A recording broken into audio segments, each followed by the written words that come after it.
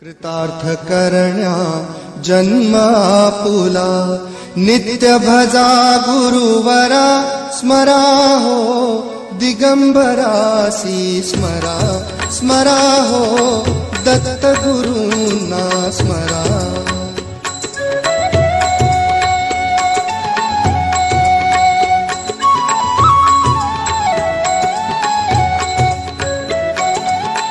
गुरुपदांना करता वंदन, संसाराचे तुटती बंधन.